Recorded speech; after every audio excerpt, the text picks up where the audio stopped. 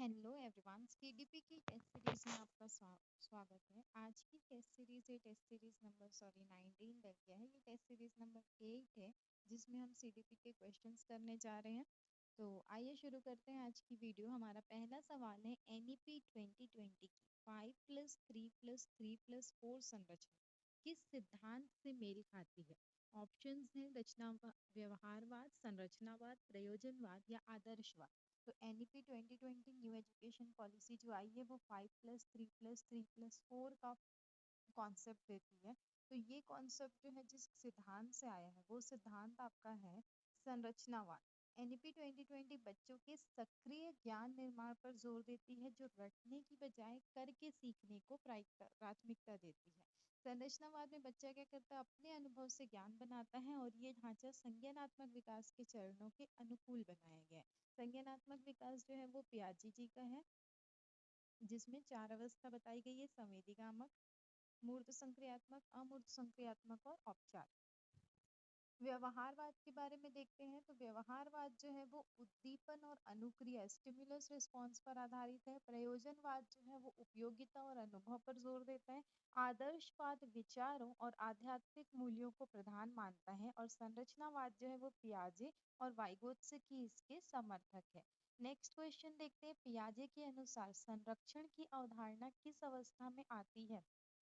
Options है संवेदी पेशीय, पूर्व संक्रियात्मक, मूर्त संक्रियात्मक या औपचारिक संक्रियात्मक।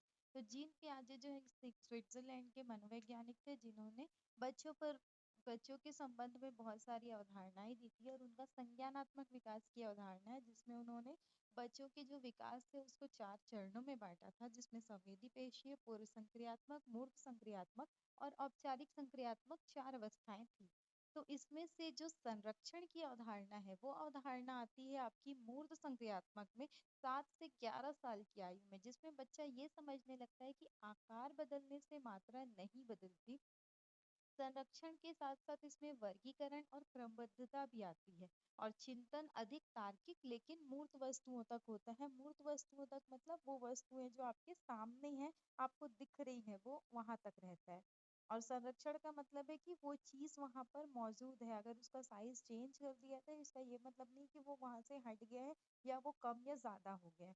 ठीक है, नेक्स्ट आप देखते हैं ऑप्शन के बारे में। तो 4 अवस्थाएं जो दी है उसमें क्या क्या अवस्थाओं में क्या क्या विशेषता है। तो संवेदी पेशी अवस्था जो है 0 से 2 साल की, जिसमें बच्चा अपने हाथों के अपने शरीर के अंगों का उपयोग करके चीजों के बारे में सीखता है। जब बच्चा छोटा रहता है उस वक्त वो वस्तु स्थायित्व का गुण सीखता है। पूर्व संक्रियात्मक अवस्था जो है वो 2 से 7 साल की अवस्था है, जिसमें बच्चा जीवात्म जीववाद और आत्म केंद्रितता सीखता है। औपचारिक संक्रियात्मक जो है ये आपकी सबसे लास्ट अवस्था है, 13 से 18 वाली, जिसमें अमूर्त चिंतन और निगमनात्मक तर्क आता है। और मूर्त संक्रियात्मक जो है वो 7 से 11 साल की अवस्था है। तार्किक चिंतन और संरक्षण की शुरुआत इसी अवस्था में होती है। नेक्स्ट क्वेश्चन है वाइगोत्स्की के अनुसार स्कैफोल्डिंग का क्या अर्थ है? स्कैफोल्डिंग का मतलब होता है मचान। जैसे हम लोग घर में बिल्डिंग बनाते हैं तो जब सेंटरिंग हो रही होती है, ढलाई होती है, तो नीचे में हम लोग क्या करते हैं, नीचे बहुत सारे लंबे लंबे बांस से सपोर्ट देते हैं कि जब वो ढलाई मजबूत हो जाएगी फिर वो उसको हटा लेंगे। वैसा ही हम सीखने के टाइम में जब बच्चे को सिखा रहे होते हैं तो बच्चे को हम टेम्परेरी हेल्प देते हैं उस चीज को सीखने के लिए। तो उसी सीखने को कहा जाता, सीखने में जो हेल्प है उसको कहा जाता है स्कैफोल्डिंग। तो ऑप्शन नंबर बी करेक्ट हो जाएगा, सहायता प्रदान करना। पर ये सहायता जो रहती है वो टेम्परेरी होती है। जैसे बच्चा साइकिल सीख रहा है तो हम पीछे से उसको पकड़ लेंगे, जब बच्चा चलाना शुरू करेगा तो उसको छोड़ देंगे। तो ये है स्कैफोल्डिंग। ये एक अस्थायी सहायता है और ये किसी वयस्क के द्वारा दिया जाता है। एम के ओ का फुल फॉर्म भी पूछता है, मोर नॉलेजेबल अदर। अगर ये अधिक ज्ञानी है तो जब बच्चा साइकिल चलाना सीखता है तो ऐसा जरूरी नहीं है कि किसी बड़े से ही सीखेगा। अगर उसका कोई फ्रेंड है जिसको साइकिल चलाना आता है तो वो उससे भी सीख सकता है। तो जरूरी नहीं है कि सिखाने वाला बड़ा हो। जैसे बड़े सीखना चाह रहे हैं मोबाइल, तो वो छोटे बच्चे भी उनको मोबाइल सिखाते हैं। ठीक है, तो ये एम के ओ होगा। और तीसरी चीज इसमें आती है जेडपीडी। जेडपीडी जो रहता है वो है जोन ऑफ प्रॉक्सिमल डेवलपमेंट, निकट या समीपस्थ विकास का क्षेत्र, जो उसके जेडपीडी को पार करने में, जो उसके सीखने में मदद करती है। और जैसे जैसे बच्चा सीखता है फिर स्कैफोल्डिंग हटा ली जाती है। बाकी ऑप्शंस इसमें जेडपीडी क्या है, जेडपीडी वो क्षेत्र है जहाँ बच्चा सहायता से काम कर सकता है। एमकेओ वो व्यक्ति जो सीखने वाले से ज्यादा ज्ञान रखता है। दंड और परीक्षा, दंड और परीक्षा वाइगोत्स्की के सिद्धांत के नकारात्मक शब्द है। और सहायता जो है वो संकेत, आधे हल किए उदाहरण या प्रोत्साहन देना। नेक्स्ट है चॉम्स्की का एलएडी, एलएडी सिद्धांत मुख्य रूप से किससे संबंधित है? तो एलएडी का भी फुल फॉर्म पूछता है तो लैंग्वेज एक्विजिशन डिवाइस है, भाषा अर्जन करने का उपकरण। ये किससे संबंधित है? भाषा नियम से, स्मृति से, शब्दावली से या दंड से? तो एलएडी का फुल फॉर्म आपको पता है, तो आप वहां से देख सकते हो कि लैंग्वेज एक्विजिशन डिवाइस है, तो वो दंड या स्मृति से संबंधित तो होगा नहीं। वो किससे संबंधित है? भाषा के नियम से संबंधित है। ये भाषा सीखने की क्षमता को जन्मजात मानते हैं और ये इनका परिभाषा में भी आता है। ठीक है, मस्तिष्क में एक ऐसा तंत्र होता है जो व्याकरण के नियम बनाता है और इनको ये सार्वभौमिक ग्रामर, यूनिवर्सल ग्रामर भी इसे कहा जाता है एलएडी को। नेक्स्ट क्वेश्चन है कोहलर का अधिगम सिद्धांत किस स्कूल से संबंधित है? मतलब कोहलर क्या है? व्यवहारवादी है, गेस्टाल्टवादी है, मानवतावादी है या यथार्थवादी है? तो कोहलर जो है, ये कोहलर जो है वो है गेस्टाल्टवादी। गेस्टाल्टवादी मनोवैज्ञानिक, इन्होंने सूझ का सिद्धांत, इनसाइट थ्योरी दिया था। गेस्टाल्ट का मतलब क्या होता है? पूर्णता या समग्र आकृति। उनका मानना है कि कोई भी सीखना जो होता है वो पूरा का पूरा एक साथ सीखते हैं, ना कि स्टेप बाय स्टेप सीखते, धीरे धीरे नहीं सीखते। हमारे अंदर ज्ञान अचानक से आ जाता है। ठीक है, इसको सूझ का सिद्धांत बोलते हैं। नेक्स्ट क्वेश्चन है स्किनर के अनुसार नकारात्मक पुनर्बलन का क्या अर्थ है?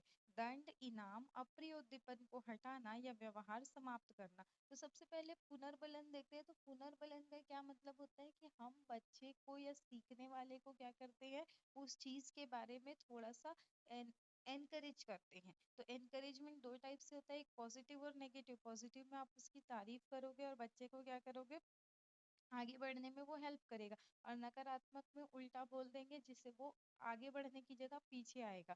तो नकारात्मक पुनर्बलन का स्किनर का जो अर्थ है वो है अप्रिय उद्दीपन को हटाना। दंड नहीं है, ये कष्टदायक व्यवहार को हटा देता है। और धूप, जैसे धूप है, धूप से बचने के लिए आप चश्मा लगा लोगे, स्कार्फ बांध लोगे, तो ये है आपका नकारात्मक पुनर्बलन। ये भविष्य में उस व्यवहार को करने की संभावना को बढ़ा देता है। नेक्स्ट क्वेश्चन है एनसीएफ 2005 का मुख्य दृष्टिकोण क्या है? व्यवहारवादी, रचनावादी, यथार्थवादी या आदर्शवादी? तो एनसीएफ का भी फुल फॉर्म पूछता है, वो है नेशनल करिकुलम फ्रेमवर्क, राष्ट्रीय पाठ्यचर्या, शैक्षिक पाठ्यचर्या। तो नेशनल करिकुलम फ्रेमवर्क है, इसका मुख्य दृष्टिकोण जो है वो है रचनावादी। एनसीएफ 2005 जो है वो ज्ञान को निर्माण करने पर आधारित है, कि आप बिना बोझ के शिक्षा दे। शिक्षक की भूमिका आपको मार्गदर्शक या सुविधादाता के रूप में होगी और रटने की प्रणाली से आपको मुक्त करना है। नेक्स्ट है अल्बर्ट बंडूरा के अनुसार सामाजिक अधिगम में सबसे महत्वपूर्ण क्या है? पुरस्कार, अनुकरण, दंड या अभ्यास? तो अल्बर्ट बंडूरा जो है वो सामाजिक अधिगम में सबसे महत्वपूर्ण मानते हैं अनुकरण को। अनुकरण मतलब होता है कि सामने वाले को देखकर उस चीज की नकल करना, इमिटेट करना। उन्होंने सामाजिक अधिगम का सिद्धांत दिया और उन दूसरों के व्यवहार को देखकर बच्चा सीखता है। ऐसा माना, आप छोटे बच्चे को देखोगे, जैसा उसके सामने व्यवहार होता है वो उसी चीज को इमिटेट करता है और उसको बार बार रिपीट करता है। ठीक है, और इसमें अनुकरण और नकल की भूमिका प्रधान होती है। और अल्बर्ट बंडूरा की बोबोडॉल प्रयोग जो है इसी सिद्धांत से संबंधित है। तो बोबोडॉल से भी क्वेश्चन आता है कि बोबोडॉल पर प्रयोग किसने किया था? एल्बर्ट बंडूरा ने। नेक्स्ट क्वेश्चन है पियाजे के अनुसार आत्म केंद्रितता किस अवस्था की विशेषता है? संवेदी, पूर्व संक्रियात्मक, मूर्त या औपचारिक? तो आत्म केंद्रितता मतलब अपने बारे में सोचता है बच्चा कि ये चीज है तो ये मेरी है, मैं दूसरे को नहीं दूंगा। तो ये जो आती है वो पूर्व संक्रियात्मक में आती है, जब बच्चा 2 से 7 साल का है, जब बच्चा ये मानता है कि वो जैसे दुनिया को देखता है सब वैसे ही देखते हैं, वो दूसरे के दृष्टिकोण को नहीं समझता, जिसको ईगो सेंट्रिज्म भी कहा जाता है। नेक्स्ट है एमनीपी 2020 में एफएलएन का पूर्ण रूप क्या है? ऑप्शन है भाषा विकास, आधारभूत साक्षरता व संख्यात्मकता, डिजिटल शिक्षा या शिक्षक प्रशिक्षण। तो एनईपी 2020 में जो एफएलएन है, एफएलएन बोलता है आधारभूत साक्षरता व संख्यात्मकता। ये इसका फुल फॉर्म हो जाएगा फंडामेंटल लर्निंग एंड न्यूमेरिकलिटी, न्यूमेरिसी। ठीक है। तो आधारभूत साक्षरता और संख्यात्मकता, इसका लक्ष्य है कक्षा 3 तक बुनियादी पढ़ाना और गणित सीखना। निपुण भारत इस मिशन से जुड़ा है और एनईपी 2020 की सर्वोच्च प्राथमिकता है एफएलएन। इसीलिए प्राइमरी के टीचर्स की एफएलएन की ट्रेनिंग भी होती है, उनको एफएलएन किट बनाया जाता है, जिसमें बच्चों को बुकिश नॉलेज आपने नहीं देनी है। आपने क्या करना है, उनको सिखाना है, नंबर्स सिखाने हैं, उनको गणितीय गणना सिखानी है जो उनके व्यवहार में नॉर्मल जीवन में काम आ सके। नेक्स्ट क्वेश्चन है, कोहलर ने अपना प्रयोग किस पर किया था? ऑप्शन है चूहा, कुत्ता, चिंपैंजी या बिल्ली। तो ये हमको याद रखना है, चूहा जो है वो स्किनर का है, कुत्ता जो है वो पावलोव का है, चिंपैंजी जो है वो कोहलर का है, और बिल्ली जो है वो थांडाई की है। और कोहलर की चिंपांजी का नाम भी पूछा जाता है, तो उसका नाम था सुल्तान। ठीक है। तो कोहलर ने सुल्तान नामक चिंपांजी पर प्रयोग किया था, उसने केले प्राप्त करने के लिए अपनी सूझ का प्रयोग किया। और ये बताता है कि बुद्धि जो है वो समस्या के समाधान में सहायक है। और उन्होंने ये भी बोला कि अधिगम अचानक आने वाले समाधान पर आधारित है, जिसको गेस्टाल्टवादी बोला जाता है। नेक्स्ट है, एनईपी 2020 में व्यावसायिक शिक्षा किस कक्षा से शुरू होगी? कक्षा 5 से, कक्षा 6 से, 8 से या 9 से? तो एनईपी 2020 में जो व्यावसायिक शिक्षा है वो शुरू होगी आपकी कक्षा 6 से, जिसमें कक्षा 6 में व्यावसायिक शिक्षा की शुरुआत होगी, जिसमें इंटर्नशिप और स्किल डेवलपमेंट को महत्व दिया जाएगा। लक्ष्य है बच्चों को व्यावहारिक ज्ञान और रोजगार के लिए तैयार करना, जिसमें शिक्षा और उद्योग के बीच की दूरी को कम किया जाएगा। नेक्स्ट है, एल्फ्रेड बिने किस परीक्षण से संबंधित है? बुद्धि परीक्षण, व्यक्तित्व, रुचि या संवेग? तो एल्फ्रेड बिने बिने साइमन का बुद्धि का प्रयोग जो है वो बहुत ज्यादा फेमस है। तो एल्फ्रेड बिने जो है वो बुद्धि परीक्षण से संबंधित है, तो ऑप्शन नंबर ए इसका करेक्ट आंसर हो जाएगा। उन्होंने पहला सफल बुद्धि परीक्षण किया था, आईक्यू टेस्ट बनाया था, और उन्होंने मेंटल एज की अवधारणा दी थी। और ये परीक्षण बच्चों की शैक्षणिक योग्यता मापने के लिए बनाया गया था।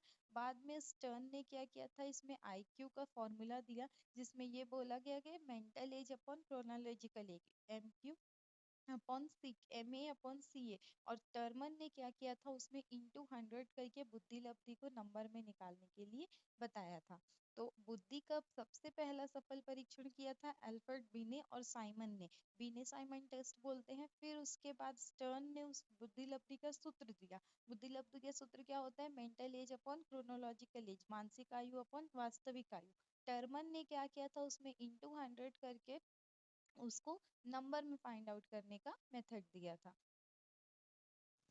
नेक्स्ट क्वेश्चन है, विकास के संदर्भ में प्लास्टिसिटी का क्या अर्थ है? ऑप्शंस है अनुवांशिकता द्वारा आधारित एक कठोर प्रक्रिया, अनुभव व वातावरण परिवर्तनशील, या केवल बाल्यावस्था तक। तो जब आप वर्ड देखेंगे प्लास्टिसिटी, तो प्लास्टिसिटी का क्या मतलब, प्लास्टिक क्या होता है? जो चेंज हो जाता है। तो चेंज कैसे होता है? आप उसको जैसे एनवायरनमेंट में रखोगे उस हिसाब से आप उसको चेंज कर सकते हो। तो प्लास्टिसिटी जो है वो अनुभव और वातावरण से परिवर्तनशील होता है। तो ऑप्शन नंबर सी इसका करेक्ट आंसर हो जाएगा। ये बताता है कि मस्तिष्क और विकास जो है वो लचीलेपन पे है। जैसा मस्तिष्क का विकास है वो लचीलापन होता है, जैसे माहौल में रहते हैं वैसा उसका विकास होता है। ये सिद्धांत बताता है कि विकास अनुभव के माध्यम से बदल सकता है, वातावरण में बदलाव करके विकास की दिशा को प्रभावित किया जा सकता है। ये आनुवांशिकता की तुलना में पोषण को ज्यादा महत्व देता है। बाकी ए और बी जो है, कभी भी विकास पूरी तरह स्थिर या कठोर नहीं होता, ये गतिशील प्रक्रिया है। विकास बाल्यावस्था नहीं बल्कि जीवन पर्यंत चलने वाली प्रक्रिया है। और टीटी के लिए हमको याद रखना है लचीलापन और परिवर्तन सकारात्मक शब्द है। ठीक है। नेक्स्ट क्वेश्चन देखते हैं, ले वाइगोत्स्की के अनुसार संज्ञानात्मक विकास का मूल कारण क्या है? ऑप्शन है सामाजिक अन्योन्य क्रिया, उद्दीपन अनुक्रिया, संतुलन या मानसिक स्कीमा। तो वाइगोत्स्की जो है उन्होंने सामाजिक सांस्कृतिक सिद्धांत दिया था। तो वो मानते थे कि संज्ञानात्मक विकास का जो मूल कारण है वो क्या है? सामाजिक अन्योन्य क्रिया, व्यक्ति समाज में सीखता है, समाज में रह करके ही वो सीखता है। वाइगोत्स्की ने सामाजिक सांस्कृतिक सिद्धांत का प्रतिपादन किया। उनके अनुसार बच्चा समाज और संस्कृति के साथ क्रिया करके सीखता है। भाषा विकास में समाज की भूमिका सबसे महत्वपूर्ण होती है। उन्होंने ZPD, zone of proximal development, MKO, more knowledgeable other, और एक स्कैफोल्डिंग, ये तीन वर्ड्स दिए थे। तो ये तीनों वर्ड्स हमने याद याद रखने हैं। इनके बारे में हमने पिछले क्वेश्चंस में बात किया है। उद्दीपन अनुक्रिया जो है वो व्यवहारवादियों स्किनर और पावलोव से संबंधित है। संतुलन और स्कीमा ये दोनों शब्द जो है वो जीन पियाजे से सिद्धांत से जुड़े हैं। ठीक है। नेक्स्ट क्वेश्चन है प्रगतिशील शिक्षा के जनक कौन माने जाते हैं। बहुत इंपॉर्टेंट क्वेश्चन है, कई बार एग्जाम में पूछा गया है। ऑप्शंस है जॉन डीवी, जीन पियाजे, लेवाइगोत्स्की या बीएफ स्किनर।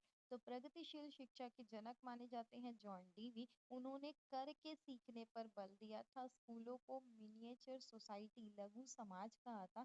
इन्होंने त्रिकोणीय प्रक्रिया दी थी जिसमें त्रिकोण में शिक्षक, छात्र और समाज माने जाते हैं। और प्रगतिशील शिक्षा बालक की सक्रिय भागीदारी को अनिवार्य मानती है। पियाजे और वाइगोत्स्की जो है वो मनोवैज्ञानिक संज्ञानात्मक विकास से संबंधित है। और स्किनर व्यवहारवाद और क्रिया प्रसूत अनुबंधन के जनक है। प्रगतिशील शिक्षा का मतलब है बालक केंद्रित शिक्षा और सक्रिय अधिगम। नेक्स्ट क्वेश्चन देखते हैं। नेक्स्ट हमारा है दूसरों के मनोभाव और इरादों को समझने की क्षमता क्या कहलाती है। इंट्रापर्सनल, इंटरपर्सनल, भाषाई बुद्धि या तार्किक बुद्धि। तो इंट्रा और इंटर दो पर्सनल होते हैं। जब आप अपने अंदर की बात करते हो तो वो इंट्रा होती है, और दूसरे की बात करते हो तो इंटर होती है। तो दूसरों के मनोभाव और इरादों को समझना कहलाता है इंटरपर्सनल। ऑप्शन नंबर बी इसका आंसर हो जाएगा। हार्वर्ड गार्डनर का बहुबुद्धि सिद्धांत का ये भाग है। इंटरपर्सनल का मतलब है दूसरों की भावनाओं को कुशलता से समझना, और इंट्रापर्सनल है अपनी भावनाओं को समझना और अपने आप से चीजों को व्यक्त कर पाना। राजनेताओं और शिक्षकों और मनोवैज्ञानिकों में ये बुद्धि अधिक होती है, और ये सामाजिक अंतःक्रियाओं को सफल बनाने में मदद करती है। इंट्रापर्सनल खुद की भावनाओं और शक्तियों को जानना। भाषाई और तार्किक बुद्धि जो है ये बहुबुद्धि सिद्धांत से आते हैं। भाषा और गणितीय दक्षता के लिए भाषा के लिए भाषाई और गणितीय दक्षता के लिए तार्किक बुद्धि है। गार्डनर ने 8 प्रकार की बुद्धि का वर्णन किया है, 8 या 9 है पर मेनली 8 लेते हैं। नेक्स्ट है पियाजे के अनुसार वस्तु स्थायित्व का गुण किस अवस्था में आता है। ऑप्शन है पूर्व संक्रियात्मक, संवेदीगामक, मूर्त संक्रियात्मक या औपचारिक संक्रियात्मक। तो वस्तु स्थायित्व का जो गुण आता है वो आता है संवेदीगामक अवस्था में। ये पियाजे के संज्ञानात्मक विकास की पहली अवस्था है 0 से 2 साल की, जिसमें बच्चा अपनी इंद्रियों के माध्यम से संसार को समझता है। वस्तु स्थायित्व का मतलब है वस्तु ओझल होने पर भी उसका अस्तित्व मानना। इसलिए गुण लगभग 8 से 18 महीने की आयु के बीच विकसित होता है। पूर्व संक्रियात्मक अवस्था जो है वो जीववाद और प्रतीकात्मक खेल की अवस्था है। मूर्त संक्रियात्मक संरक्षण और तार्किक चिंतन की शुरुआत है। और औपचारिक जो है वो अमूर्त चिंतन और निगमनात्मक तर्क की सर्वोच्च अवस्था है। नेक्स्ट है आरटीई 2009 के तहत प्राथमिक कक्षाओं में शिक्षक छात्र अनुपात कितना है। तो 1:20, 25, 30 या 40। तो आरटी 2009 जो है वो प्राथमिक कक्षाओं में शिक्षक छात्र अनुपात मानता है 1:30। तो शिक्षा का अधिकार अधिनियम 2009 के मानक के अनुसार प्राथमिक स्तर पर शिक्षक अनुपात 1:30 है, और उच्च प्राथमिक में ये 1:35 है। 200 से अधिक हो जाते हैं छात्र तो उस समय छात्र 1:40 हो जाता है छात्र शिक्षक अनुपात। नेक्स्ट है एनईपी 2020 की नई शैक्षणिक संरचना क्या है। 10+2, 5+3+3+4, 10+2+3 या 5+4+3+2। तो एनईपी 2020 की जो नई शैक्षणिक अवस्था है वो 5+3+3+4। पुराना था 10+2, उसको चेंज करके अभी लाया गया 5+3+3+4, जिसमें पहला 5 जो है वो फाउंडेशन स्टेज है, जिसमें आंगनबाड़ी से लेकर के क्लास 2 तक की पढ़ाई की जाती है। दूसरा स्टेज जो है वो प्रारंभिक है 3 साल का, जिसमें 6 आपका प्रारंभिक स्टेज में आपका 3, 4, 5 क्लास आता है। फिर उसके बाद 6 to 8 आता है, फिर 9 to 12 आता है। इसमें 3 से 18 वर्ष की आयु के सभी बच्चों को शामिल किया गया। प्रारंभिक शिक्षा जो है वो आंगनवाड़ी के साथ बालवाड़ी का कॉन्सेप्ट देती है, जिसमें प्रारंभिक में आपको क्या किया जाता है, नर्सरी, एलकेजी और यूकेजी रहता है। तो यूकेजी के जो बच्चे हैं उनको प्राइमरी स्कूल के जो बच्चे हैं टीचर्स हैं वो आकर के भी पढ़ाते हैं, तो जिससे बच्चे जो है उन टीचर्स से भी फेमिलियर हो जाते हैं और उनसे उनका कांटेक्ट हो जाता है, ताकि वो बाद में जब आंगनबाड़ी से स्कूल में जाए तो वहाँ वो डरे ना। नेक्स्ट है व्यवहारवाद का जनक किसे माना जाता है। विलियम वुंड, जेबी वॉटसन, विलियम जेम्स या सिगमंड फ्राइड। तो व्यवहारवाद का जनक माना जाता है जेबी वॉटसन को। वॉटसन ने मनोविज्ञान को व्यवहार का विज्ञान घोषित किया। उनका कहना था कि मुझे 1 दर्जन स्वस्थ बच्चे दे दो, मैं उसको कुछ भी बना दूंगा। व्यवहारवाद केवल दृश्य व्यवहार पर बल देता है, अधिगम को वातावरण और अभ्यास का परिणाम माना जाता है। नेक्स्ट है बुद्धिलब्धि का सूत्र क्या है, तो अभी हमने अल्फ्रेड बिनेट के उसमें बुद्धिलब्धि के फॉर्मूला की बात की थी। तो बुद्धिलब्धि का फॉर्मूला होता है mental age upon chronological as into 100। तो ऑप्शन नंबर 20 का करेक्ट आंसर हो जाएगा। मेंटल एज मतलब मानसिक आयु, क्रोनोलॉजिकल एज मतलब वास्तविक आयु, इसको मल्टीप्लाई करेंगे हर 100 से। इसका सूत्र वर्तमान स्वरूप जो है वो आया था 1916 में, जो टर्मन ने दिया था। 100 स्कोर जो है वो औसत बुद्धि का सूचक माना जाता है।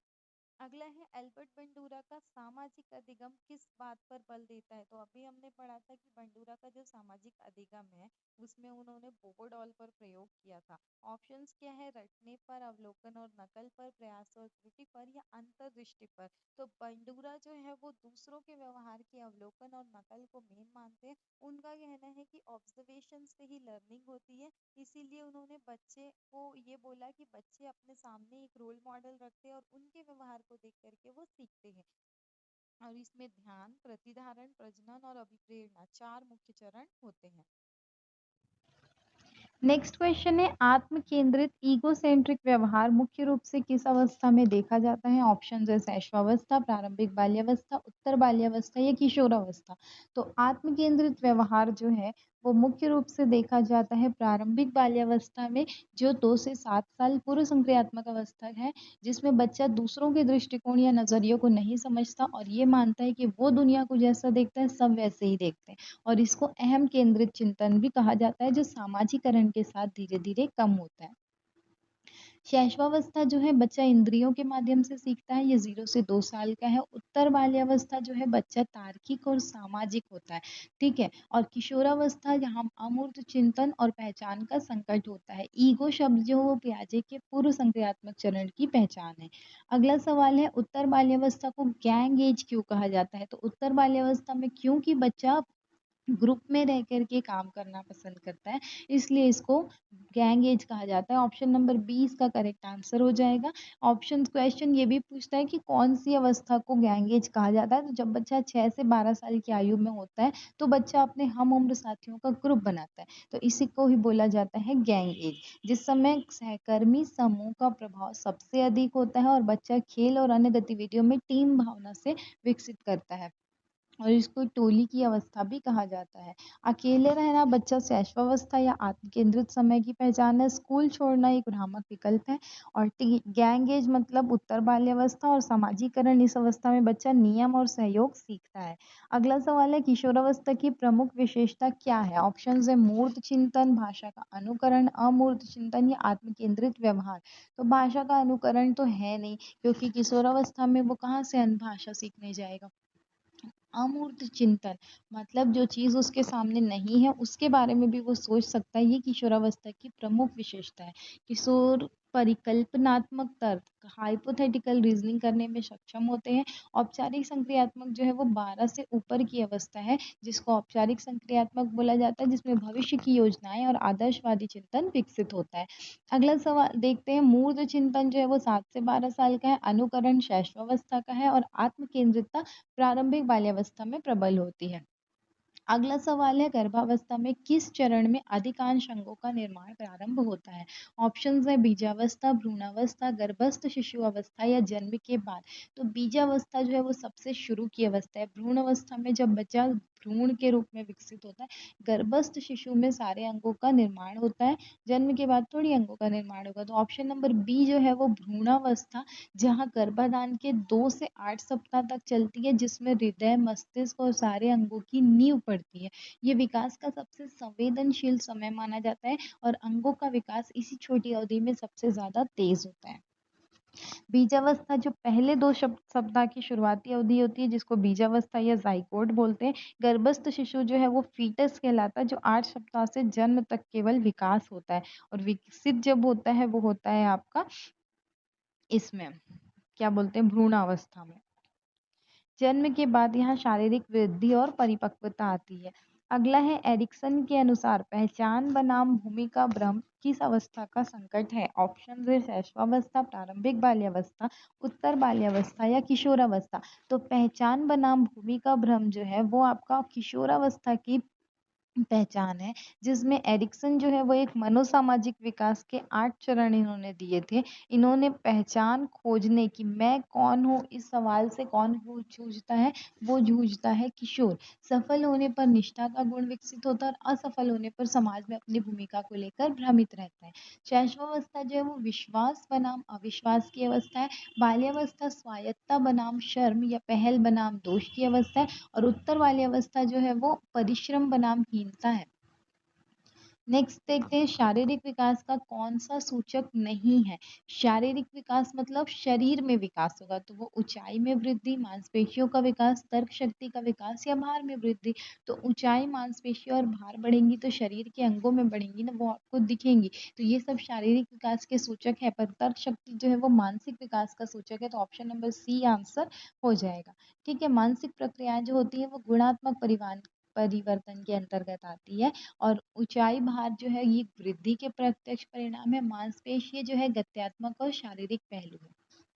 नेक्स्ट क्वेश्चन है शिक्षक की भूमिका मार्गदर्शक के रूप में सबसे अधिक किस अवस्था में है? शैशवावस्था, प्रारंभिक बाल्यावस्था, उत्तर बाल्यावस्था या किशोरावस्था। तो हम सोचेंगे इस क्वेश्चन को देखकर कि बच्चे को शैशवावस्था में तो बच्चा स्कूल जाता नहीं है तो वो होगा नहीं। प्रारंभिक बाल्यावस्था में बच्चा छोटा होता है और वो स्कूल पहुंचता है, तो उस टाइम बच्चे को मार्गदर्शन आप ज्ञान दीजिएगा तो उसको समझ नहीं आएगा।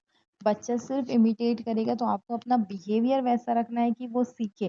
पर मार्गदर्शक कब बनेगा? जब आपकी बात वो सुनकर समझ सके। तो जब आप उसके फ्रेंड बन सकते हैं, तो फ्रेंड एज अ फ्रेंड नहीं बनना है, आपको फैसिलिटेटर बनना है, मार्गदर्शक बनना है। वो आप बनेंगे किशोरावस्था में, जो तनाव और तूफान की अवस्था कही गई है स्टेनले हॉल के द्वारा।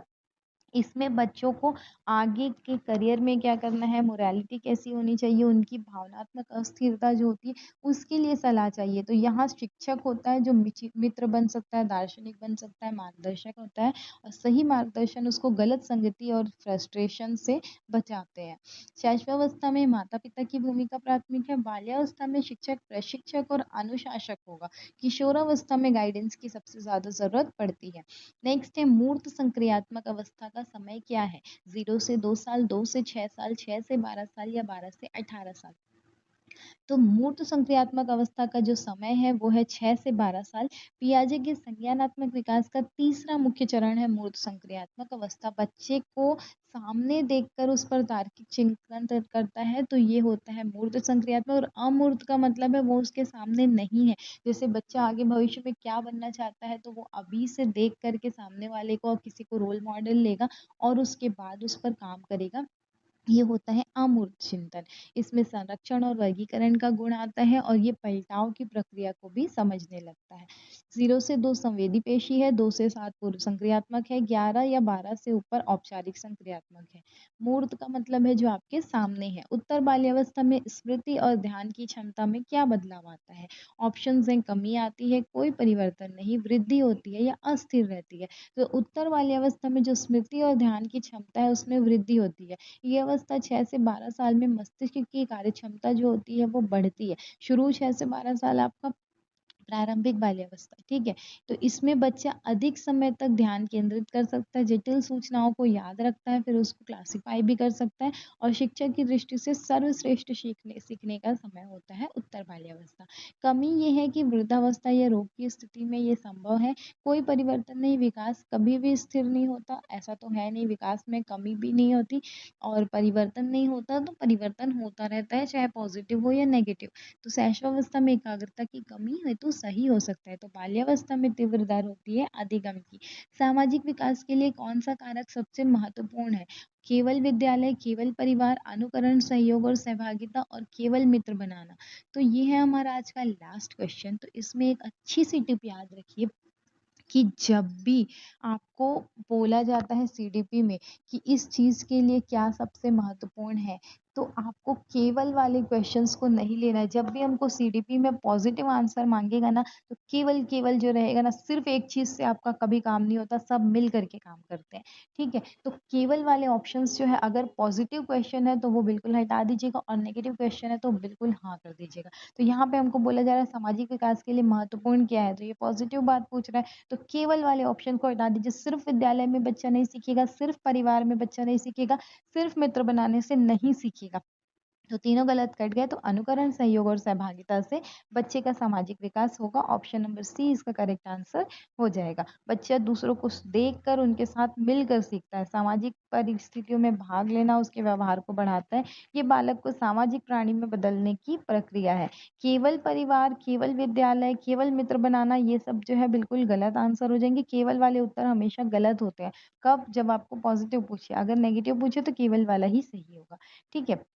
तो ये थे हमारे आज के क्वेश्चन। आई होप आपको ये वीडियो पसंद आई और आपके लिए हेल्पफुल रहे। ऐसे ही और क्वेश्चंस के लिए आप हमारे चैनल के साथ जुड़े रहिए। वीडियो को लाइक कीजिए अगर आपको मेरा काम पसंद आता है। कोई भी क्वेरी और सजेशन हो, you can write in the comment section, and if you want to support me, you can share this video with your friends also who are also preparing for their exam. Thank you. Have a nice day.